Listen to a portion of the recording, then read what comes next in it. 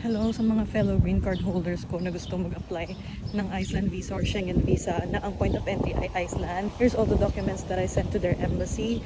And if may question kayo, comment down below. Pero I just want to share a story with you guys. So wala ako nakita nitong case ko sa mga nag-apply or sa TikTok or sa YouTube. So that's why I really want to share this to you guys. So twice ako nag-apply ng Iceland. Yung number one, winidraw ko, and yung second one, yung successfully na nabigyan ako ng visa. Why did I withdraw my first application? So ang travel date ko kasi sa Iceland is May 22, and yung green card ko mag-expire ng May 11. We were confident about applying because number one, nakapag-file na kami ng I-751, which is the extension of the green card. Pero after 2 days upon my submission ng first application ko, nag-email sila na kailangan daw nung notice of action, yung parang proof na na-extend na yung green card ko. This was the time na nagkakagulo sa USCIS, merong government shutdown, kaya lahat daw na nag-apply ng February, walang notice. So, call ako sa USCIS, anong pwedeng in lieu of the notice of action, sabi added stamp lang daw.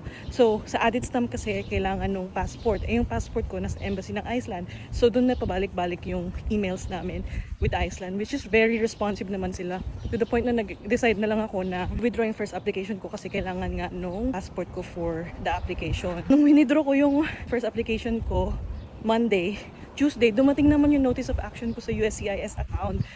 Sayang, di ba? Sana nag-wait na lang ako ng 3 days. So what's the lesson here? Kung mag-a-apply kayo ng Schengen visa, any Schengen visa, kahit nakapag-file na kayo ng I-751, huwag kayong maging kampante. Hintayin nyo yung notice of action nyo bago kayo mag-apply kasi hinihingi yun ng Schengen visa or Iceland visa as per my case. Sir, kung makuha yung notice ko, hindi nag-book na naman ako agad ng panibagong application for the Iceland visa. So pag nakapag-appointment na kayo with VFS, pupunta lang kayo dun sa office nila in the Cape Town area on the east side, and check lang yung documents nyo, mag-fingerprints kayo, and I think 2 to 4 days yung processing, and magbabayad kayo, I think 160 USD yung binayaran ko times 2 kasi nga dalawa yung application ko. Pero yun, kung may questions kayo, just let me know in the comments.